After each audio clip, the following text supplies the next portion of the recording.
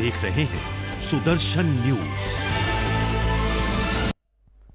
नमस्कार, सुदर्शन न्यूज में आपका स्वागत है। मैं हूं मुकेश कुमार और आप देख रहे हैं हमारा 6 बजे का विशेष। कल बजट पेश हो चुका है, चौतरफा इसकी तारीफ हो रही है और आज हम बात करेंगे कि बजट में किस सेक्टर को कितना मिला और सरकार के ऊपर कितनी देनदारी है या सरकार अपना पैसा कहां से मैनेज करेगी इस बजट को सुचारू रूप से चलाने के लिए।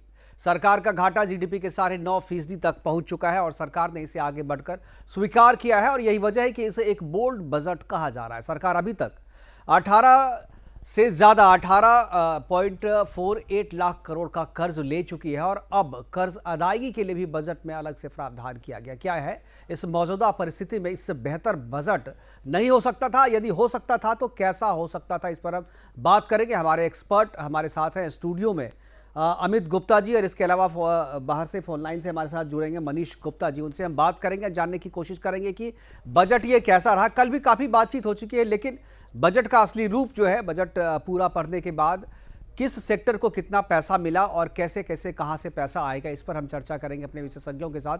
लेकिन पहले ग्राफिक्स के जरिए जान लेते हैं कि किस सेक्टर को कितना पैसा मिला है।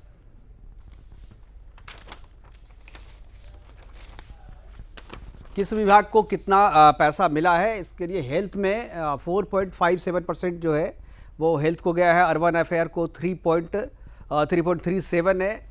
एडुकेशन को 5.76 लाख करोड़ है। इसके अलावा रेलवे को 6.8, ट्रांसपोर्ट को रोड ट्रांसपोर्ट को 7.3, एग्रीकल्चर को 8.3, रूरल डेवलपमेंट के लिए 8.6 और ये 1 रुपये को आधार मान करके ये पूरा परसेंटेज से निकाला गया है। और होम अफेयर को 10.3, कंज्यूमर अफेयर को 15.89 एंड डिफेंस को सबसे ज़्यादा जो है 29.57 जो है वो गया हुआ है। उसके अलावा हेल्थ जो है वो दूसरे नंबर पे है, हेल्थ को सबसे ज़्यादा पैसा मिला है। हमारे साथ दोनों मेहमान जो हैं वो जुड़ चुके हैं, अमित गुप्ता और मनीष गुप्ता दोनों हमारे साथ जुड़ गए। सबसे पहले हमारे दोनों मेहमानों का स्वागत है हमारे इस प्रोग्राम में। और शुरुआत में अमित जी आपसे करना चाहूँगा कि जिस तरीके से अभी हमने बताया और जो सेक्टर वाइज पैसा दिया गया है, ये तो दिया गया है डिफेंस को बहुत ही ज़्यादा, चूँकि चाइना के साथ जिस तरीके से विवाद चल रहा है या जिस तरीके से संघर्ष चल रहा है। इसके अलावा हेल्थ सेक्टर में जो चैलेंजेस थे, उस चैलेंजेस को पूरा करने के लिए और जो वैक्सीनेशन का जो काम था, हेल्थ सेक्टर में जो इन्वेस्टमेंट करना था, सरकार ने उसके हिसाब से बजट भी एलोकेट किया है। लेकिन क्या दूसरे जो सेक्टर हैं, क्या आपको लगता है इस पैंडेमिक के कारण हेल्थ सेक्टर को और डिफेंस को जितना मिला उसके कारण दूसरे सेक्टर को जितना मिलना चाहिए वो नहीं मिल पाया? क्या कटौती हो पाई, या आपको लगता है कि नहीं, ये वर्तमान परिस्थिति में इससे बेहतर एलोकेशन जो है वो नहीं हो सकता था? देखिए, हम बात करते हैं कि वर्तमान स्थिति की 4,38,000 करोड़ रुपए के लगभग हमने रक्षा और डिफेंस के लिए दिया है। और इसके जो बात करें कि 4,38,000 क्योंकि बाकी सबसे ज़्यादा है, नंबर 1 है, पर ये हर साल का प्रावधान नहीं होता, एक साल किया गया है। और इस वक्त हमारी समस्या गंभीर है। एक तरफ चाइना के साथ हमारी शायद कभी भी किसी समय युद्ध की स्थिति बन सकती है, तो क्योंकि हमें वहाँ पर अपने जवानों को सुरक्षित रखने के लिए, उनको सुविधाएं मुहैया कराने के लिए शायद ये खर्चा, और हम कहें कि युद्ध के लिए तैयार होने के लिए इस खर्चे की शायद आशंका थी और इसके लिए प्रावधान किया गया है।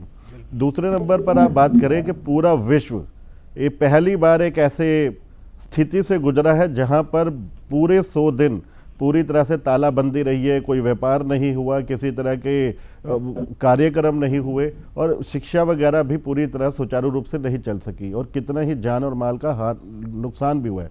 लोगों को क्या चाहिए? स्थिति अभी इतनी भयंकर है कि यदि चिकित्सा सुविधाएं नहीं होंगी, वैक्सीन नहीं दिया जाएगा, तो ये गाड़ी पटरी पर दोबारा नहीं आएगी, फिर से दोबारा तालाबंदी की स्थिति ना उत्पन्न हो जाए। तो इसलिए हमें चिकित्सा पर भी खर्चा करना था। तो मुझे जहाँ तक लगता है कि ये सोचा समझा बजट है।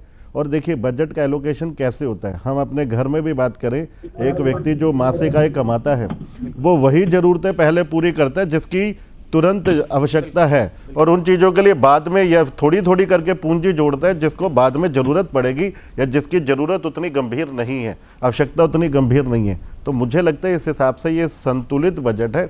और कोई अगर हम डिफेंस में थोड़ा कम करते और दूसरे क्षेत्रों को दे देते तो सबको मिल तो जाता, लेकिन वो संतुलित नहीं हो पाता, वो आवश्यकता को पूरा नहीं कर पाता। बिल्कुल, मतलब वर्तमान ज़रूरतों को देखते हुए ये बजट बनाया गया है। जो अति आवश्यक चीज़ें थी, अति आवश्यक जो सेक्टर था, उस सेक्टर को ज़्यादा दिया गया है। उसके मुताबिक जो है धीरे धीरे जिन सेक्टर को जितना कम जितना ज़्यादा था उस हिसाब से बनाया गया है। एक चीज़ मैं और जानना चाहूँगा आपसे अमित जी और मनीष जी। मनीष जी, मैं आपसे जानना चाहूँगा कि बोल्ड बजट कहा जा रहा है कि काफ़ी बोल्ड बजट है, क्योंकि सरकार ने खुल के इस बार इस बात को स्वीकार किया है कि ये जो है जीडीपी का 9.5% तक घाटा है और ये घाटे का बजट है। हालांकि घाटे का बजट जो है वो कोई नई बात नहीं है, राजस्व घाटा हर एक बजट में होता है, लेकिन जीडीपी के 9.5% तक पहुंच जाना ये एक बहुत बड़ी बात है और सरकार ने इसे स्वीकार करते हुए फिर से जो है और ज़्यादा घाटा सहा है और राजस्व को और भी ज़्यादा एक तरह से कहें जो लोड बढ़ाया है। तो क्या आपको लगता है कि अर्थव्यवस्था को मजबूत करने के लिए ये स्थिति जो है अभी ये राजस्व घाटा को बढ़ाना ही एकमात्र उपाय था, या दूसरा भी कोई उपाय हो सकता है? क्योंकि पहले से भी करीब 18 लाख करोड़ का जो है वो कर्ज भी हमारे ऊपर है और उसके जो इंटरेस्ट की अदायगी भी एक बहुत बड़ा चैलेंज है। तो क्या आपको लगता है कि राजस्व घाटे को बढ़ाना जो है वर्तमान में इकोनॉमी की डिमांड थी? देखिए, राजस्व घाटा बढ़ाना इकोनॉमी सरकार को एक बड़ी खेल है। बजट को कैसे भी बैलेंस करना है। एक तरफ तो आपका निम्न वर्ग और मध्यम वर्ग ये उम्मीद कर रहा था कि बजट से कुछ मदद मिले, और दूसरी तरफ बजट तैयार करने वाली कमेटी का एक विचार ये भी था कि कहीं कोरोना के नाम पर कोई सेस लगाया जाए सो दैट के अपने राजकोषीय घाटा को कम कर पाए। बिल्कुल। लेकिन कहीं न कहीं वित्त मंत्री महोदया ने बीच का रास्ता निकालते हुए राजकोषीय घाटे को तो अपने उच्च स्तर पर रखा, लेकिन कोई नया टैक्स नहीं लगाया। निस्संदेह एक बड़ी जिम्मेवारी की बात थी, जिसमें भले ही कोई टैक्स की छूट ना दी हो, लेकिन कोई भी नया टैक्स ना लगाकर, जैसे कहा कि no bad news is also a good news, इस कथन को चरितार्थ कर दिया और संभवतः एक बैलेंस बनाने की कोशिश की है। राजकोषीय घाटा पहले भी हुए हैं, लेकिन इतने बड़े स्तर पर घाटा संभवतः पहली बार हुआ है। उसके लिए आप समझिए कि हेल्थ केयर सेक्टर को इतना बड़ा फंड दिया गया है। और दूसरा, पिछले सालों से जिस तरीके से जीएसटी के कलेक्शन में कमी थी, उस साल से आगे के आकलन भी मुश्किल दिख रहे थे। बिल्कुल। और तीसरी बात ये थी, सरकार पर ये दबाव था, कई जो जाने माने अर्थशास्त्री कह रहे थे कि अगर कुछ ना हो तो घाटे की अर्थव्यवस्था बना लो, राजीव गांधी के तरीके से नए नोट छाप कर मैं समझता हूँ घाटे को पूरा कर लो। बिल्कुल, लेकिन उससे तो इन्फ्लेशन जो है वो बढ़ता, फिर महंगाई पहले से भी पेट्रोल डीजल के कारण जो है इतनी बढ़ी हुई है। इसीलिए बड़ा ही इसी के को कहते हैं कि घाटा बढ़ने के बावजूद बोल्ड स्टेप लिया और अपने आप को बचाए रखने के प्रयास किया। तो ऐसे में इंडस्ट्री ने इस बजट को वेलकम किया है और आप देख रहे हैं इंडस्ट्री झूम के 2000 पॉइंट तक चढ़ गए सेंसेक्स। बिल्कुल, लेकिन एक चीज़ मैं आपसे समझना चाहूँगा, मनीष जी आपसे भी और अमित जी आपसे भी, कि राजकोषीय घाटा को बढ़ाया, बोल्ड स्टेप लिया और एक तरीके सरकार ने अपना घाटा बढ़ाने का जोखिम भी लिया है, कह सकते हैं अर्थशास्त्र में इसे जोखिम भी कहते हैं कि ये जोखिम उठाया है। लेकिन आज ना कल खजाना तो आपको भरना पड़ेगा, पैसे तो आपको कलेक्ट करने पड़ेंगे। जिस तरीके से जिस बजट का एलोकेशन आपने किया है, पैसे का इंतजाम कहाँ से करेंगे? जो कर्ज आपने लिया है वो कर्ज बढ़ाएंगे तो फिर उसका इंटरेस्ट भी देना पड़ेगा। इसके अलावा जो सब्सिडी जो आप देते हैं जो है पीडीएस पे, चाहे दूसरे जो कल्याणकारी योजनाएं सरकार चलाती है, उसके लिए जो पैसा निकलता है सरकार के खजाना से, उस पैसे को भी तो फिर कहीं ना कहीं जो है इंतज़ाम करना होगा। तो ये पैसे का इंतजाम कैसे होगा? बजट में तो सीधे तौर पर कुछ नहीं दिख रहा है कि पैसे कहाँ से आएंगे। तो क्या आपको लगता है कि ठीक घाटा और बढ़ेगा, या अगला बजट, मैं इस बजट की बात नहीं कर रहा हूँ, क्या ये जो बजट का खाका इस बार जो तैयार करके दिया गया है घाटे का बजट, इसमें पैसे आने की कोई सीधे तौर पे नहीं दिख रही है, जो पैसे आएंगे कहाँ से? तो क्या इस बजट को देखते हुए अनुमान लगाया जाए कि आने वाला जो एक बजट होगा या तो फिर मिडिल क्लास है उस पर भारी होगा? क्योंकि इस बजट में चाहे जितना भी बोल्ड स्टेप उठाया हो सरकार ने, मिडिल क्लास को कुछ नहीं मिला है, महंगी हुई है चीज़ें और इसके लिए मिडिल क्लास जो है वो खासा नाराज़ भी है।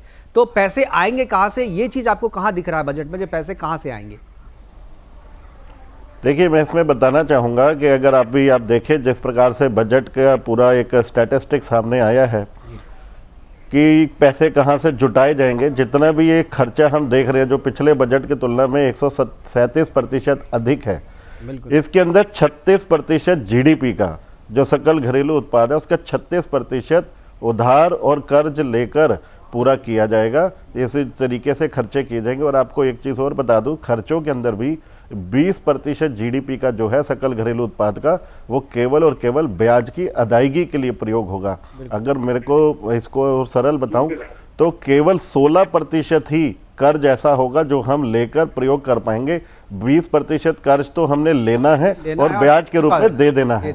तो ये एक बहुत ही समस्या गंभीर है। लेकिन क्योंकि मैंने आपको जैसे बताया, ये जो हम बता रहे हैं कि ऐसी स्थिति भी पहली बार आई कि सब कुछ बंद हो गया, व्यापार नहीं के चल पाए, कारोबार वेतनभोगी नहीं काम कर पाए, तो जनता के सामने सबसे ज़्यादा समस्याएं क्या हैं? क्या उनको वैक्सीन नहीं चाहिए? आप ये देखिए, ये भी तो एक अच्छी बात है कि जनता से वैक्सीन का पैसा नहीं लिया जा रहा, फ्री में दी जा रही है उनको। 35,000 करोड़ रुपए का प्रावधान किया गया। यही तो डर है ना। अभी तो आपको दिख रहा है कि ये फ्री में है, लेकिन आप ऐसे ना लेकर के बाद में आप दूसरे तरीके का टैक्स लगे, जैसे कि अभी सेस लगाया आपने। हालांकि वो बोझ जो है सीधे तौर पे उपभोक्ता पे नहीं है उसका, लेकिन पेट्रोल पे तो सेस लगा, बाकी भी लग सकता है। ये जरूरी नहीं है कि एक बार बजट आ गया तो फिर दूसरे बीच में कुछ ज़्यादा सेस नहीं लगाया जाए। बीच में भी सेस लगाने का इतिहास रहा है। देखिए, वो तो अगर हम बात करें कि बोल्ड स्टेप अगर या इस तरह का प्रावधान ज़रूरत पड़ेगी तो शायद करना पड़ेगा अगर घाटा है।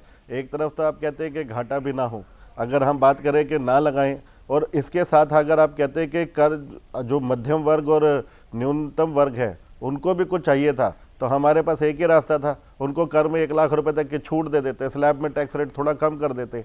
करते तो बजट का घाटा जो आज आप बात कर रहे हैं 9%, वो 11 या 12% होता।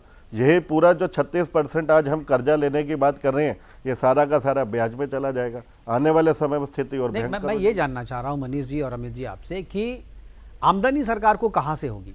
सरकार पैसा कहाँ से लाएगी? ये अगर ऐसा, कब तक ये उधार लेकर के आप अर्थव्यवस्था को चलाते रहेंगे? राजस्व घाटा कब तक आप बड़ा करते जाएंगे? जी देखिए, ऐसा है, 2-3 बातें आप बेसिक समझ लीजिए। हमारे पास, देश के पास रेवेन्यू आने का सबसे बड़ा सोर्स है टैक्स जी, यानी डायरेक्ट टैक्स और इनडायरेक्ट टैक्स। और इसके बाद बाहर से जो डिविडेंड आता है, डिसइन्वेस्टमेंट होता है। तो मैं आपको 3 बातें बताऊंगा जहां से आपको मेजर सोर्स ऑफ रेवेन्यू आने वाला है।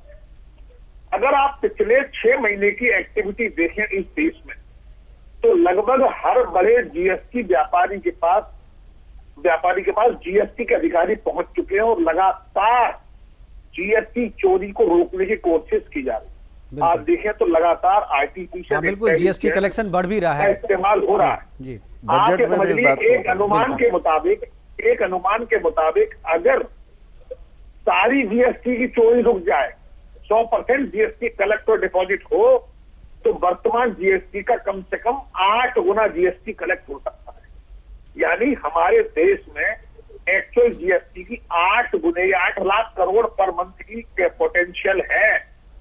अब जैसे जैसे सरकार ये फोकस बढ़ाती जाएगी, आर्टिफिशियल इंटेलिजेंस डेवलप होते जाएंगे और चीजें बेटर होती जाएंगी, जीएसटी का कलेक्शन बढ़ता जाएगा। अगर आप देखें, पिछले 2 महीने में जीएसटी कलेक्शन 1,15,000 और 1,20,000 बढ़ने के जो मेन रीजन रहे हैं, उनमें एक रीजन तो ये है कि लगातार जो सेल परचेज रुकी हुई थी वो आगे बढ़ी, और दूसरा बड़ा रीजन था चोरी का रुकना, घटना। लगातार लोगों में अभी भय बैठ रहा है कि चोरी करना आसान नहीं रह गया है। एक बात। दूसरी बात समझ लीजिए, सरकार को एक मेरे सुझाव पर ध्यान देना होगा। बिल्कुल। अभी हमने क्या किया, सरकार ने 5 लाख तक की इनकम पर टैक्स फ्री कर दिया। इस समय देश में 6 करोड़ 48 लाख। ये तो पिछले बजट से ही है ना। हाँ, अब बात समझिए ना मैं क्या कह रहा हूँ जी। जो 3 लाख से 2.5 लाख से 5 लाख वाले हैं, अगर उनकी इनकम 5 लाख से ऊपर निकल जाती है तो कोई टैक्स नहीं है। बिल्कुल। लेकिन 2.5 लाख से 5 लाख वालों को भी एक फिक्स कॉन्ट्रीब्यूशन कर दिया जाए, मामूली सा कर दिया जाए कि भाई 2.5 लाख से 4 लाख तक की इनकम वाले को 1,000 रुपए टैक्स देना है, 4 लाख से 5 लाख तक की इनकम वाले को 2,000 रुपए टैक्स देना है। अब आप बताइए, 2,000 रुपए 1,000 रुपए टैक्स देने वाले को कोई दिक्कत नहीं है। बस हमें मैकेनिज्म बनाना होगा। जैसे आप ओला वाले को देखिए, ऑटो वाले को देखिए, महीने के 30 से 40 हजार रुपए कमाते हैं। ये इनको 2,000 रुपए देने में कोई दिक्कत नहीं है। लेकिन देश में अगर ऐसे 5 करोड़ लोग भी टैक्स देते हैं तो हमारे देश का डायरेक्ट टैक्स से खजाना लबालब बढ़ जाएगा। तो कहीं ना कहीं हमें इसलिए टैक्स नहीं लेना कि हम टैक्स वसूल कर रहे हैं, हमें ऐसा महसूस कराना होगा इस क्लास के लोगों से कि आपको भी देश की प्रगति में, देश के इंफ्रास्ट्रक्चर में, देश के विकास में ये 21 ये तो सजेशन है आपके, और काफी अच्छे सजेशन है। अगर इसको मान ले सरकार तो काफी कुछ हो सकता है, लेकिन ये तो अभी इस बार लागू नहीं, इसका ऐलान नहीं किया गया है। देखिए जीएसटी पर काम लगातार चल रहा है, जीएसटी का कलेक्शन अगले लेकिन जीएसटी में जितना कलेक्शन हो रहा है उतना तो आप कर्ज की अदायगी में सूद दे रहे हैं, ब्याज दे रहे हैं। अब हाँ, तो देखिए अब आती चीजें उन पर, अब आती है डिसइन्वेस्टमेंट। सरकार धीरे धीरे हर बड़ी ऑर्गेनाइजेशन में, हर बड़ी सरकारी कंपनी में थोड़ा थोड़ा डिसइन्वेस्टमेंट करेगी। शुरुआत LIC से हो गई है। डिसइन्वेस्टमेंट करने का एक बड़ा लाभ ये होता है कि जब पब्लिक पार्टनरशिप हो जाती है तो चीजें और कंट्रोल में हो जाती है, रेगुलेटरी और बेटर हो जाती है, जनता का फोकस कंपनी पर बढ़ जाता है। ऐसे में उस कंपनी का जो परिचालन है वो और सुदृढ़ हो जाता है, कंप्लायंसेस बेटर हो जाती है और कंपनी ज्यादा बेटर प्रॉफिट में आती है। जब कंपनी ज्यादा बेटर प्रॉफिट में आएगी तो वो डिविडेंड भी लोगी। तो एक तरफ डिसइन्वेस्टमेंट से पैसा लिया और एक कंपनी, हमने कंपनी का जो इक्विटी है वो बाहर नहीं लेती है, किसी विदेशी को नहीं बेच रहे हैं, यहाँ हम अपने भारतवर्ष में छोटे बड़े लोगों को, इन्वेस्टर्स को बेच रहे हैं, यानी देश का पैसा देश के अंदर ही है। तो मैं समझता हूं लेकिन ये सारी चीजें मनीष जी, ये सारी चीजें फ्यूचर टेंस में, ये सारी चीजें फ्यूचर टेंस में है। देखिए मतलब वो और इसमें मुझे लगता है कि टाइम लगेगा। जी मैं इसमें आपको बताता हूँ। देखिए ये बजट, अगर आप बोले कि अभी जो बजट आया है वो पूरी तरह से खर्चे का ही बजट आया है, जहां पर एक विस्तृत जानकारी दी गई है कि जो पिछला हमने कोविड का एक प्रकोप देखा है उसको उभरने के लिए हमें ये सारा इकोनॉमी में, अर्थव्यवस्था में इतना पैसा खर्च करना पड़ेगा। लेकिन अगर आप बात करें, साथ साथ हम एक चीज़ ये भी कह रहे हैं कि 5 ट्रिलियन इकोनॉमी की तरफ हम बढ़ रहे हैं।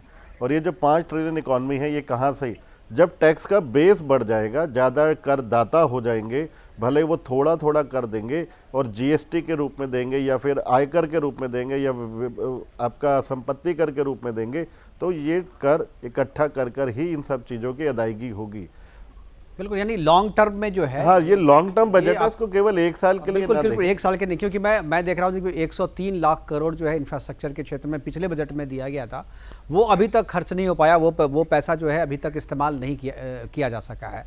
और इस बजट में जो भी प्रावधान किया गया है, चाहे हेल्थ सेक्टर में तो ठीक है, हेल्थ सेक्टर में पैसा पहले से जो सरकार के खजाने में था वो पैसा लग गया, लेकिन बाकी सेक्टरों को पैसा मिलेगा नहीं मिलेगा, वो पैसा कहाँ से आएगा, इस बात का कोई खाका नहीं है। मैं आप लोगों से यही जानना चाहता हूँ कि सारी चीज़, जैसे कि अभी मनीष जी बता रहे थे कि टैक्स कलेक्शन बढ़ेगा, जीएसटी का कलेक्शन बढ़ेगा तो पैसे आएंगे, डिसइन्वेस्टमेंट से पैसा आएगा। डिसइन्वेस्टमेंट एक दिन की तो बात नहीं है ना मनीष जी। डिसइन्वेस्टमेंट के लिए आज आप शुरुआत करेंगे तो 5 साल में उसके रिजल्ट्स आएंगे। जरूरी नहीं है कि आज आपने किया और इसी सेशन में, जो इसी फाइनेंशियल ईयर में उसके रिजल्ट्स भी आएंगे। रिजल्ट्स आने में डिसइन्वेस्टमेंट के कम से कम 2 फाइनेंशियल ईयर तो आराम से लग जाएंगे। क्यों अमित जी? देखिए 2 चीज़ें समझ लें कि पिछले साल सरकार बनी थी, उससे पहले चुनावी बजट था, तो सबको सब कुछ मिला।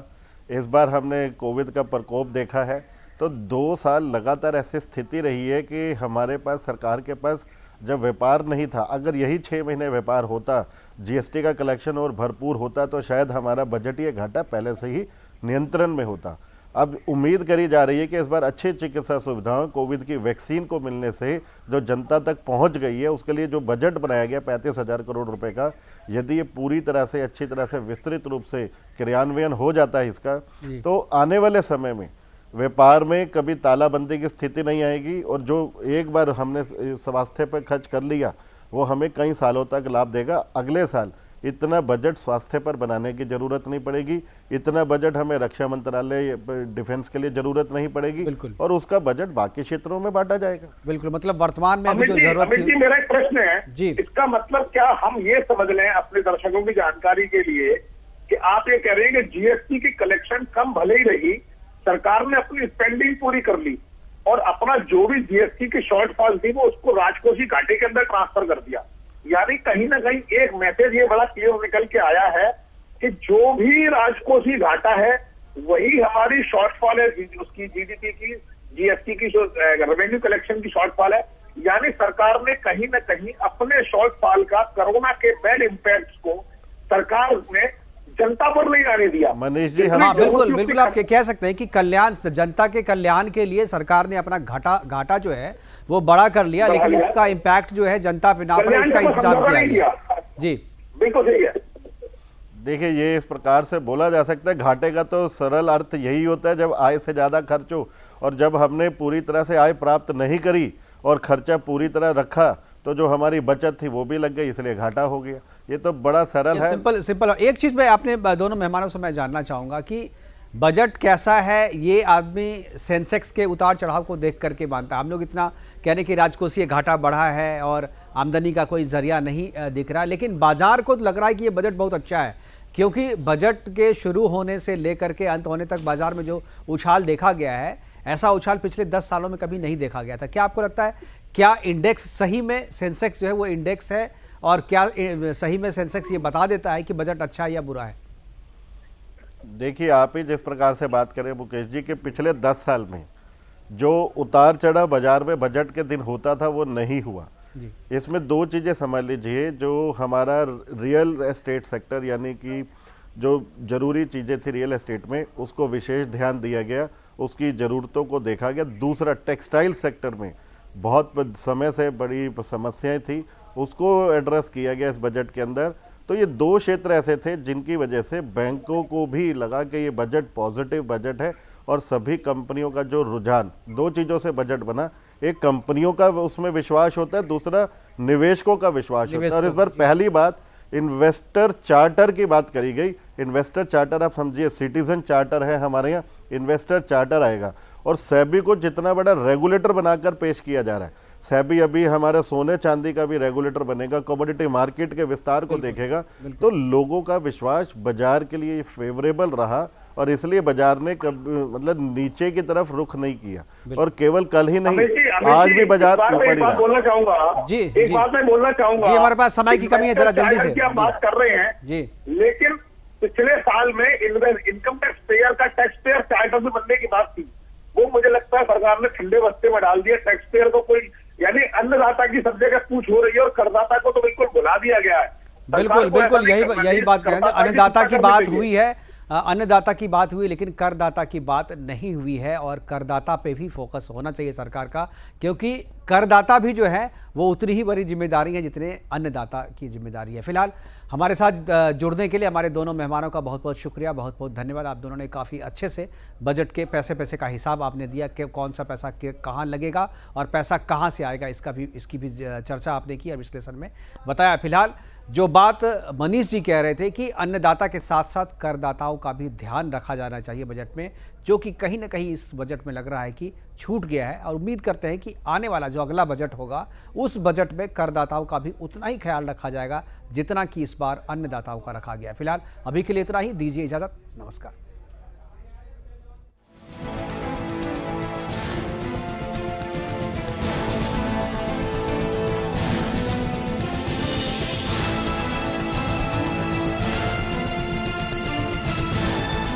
आप देख रहे हैं सुदर्शन न्यूज।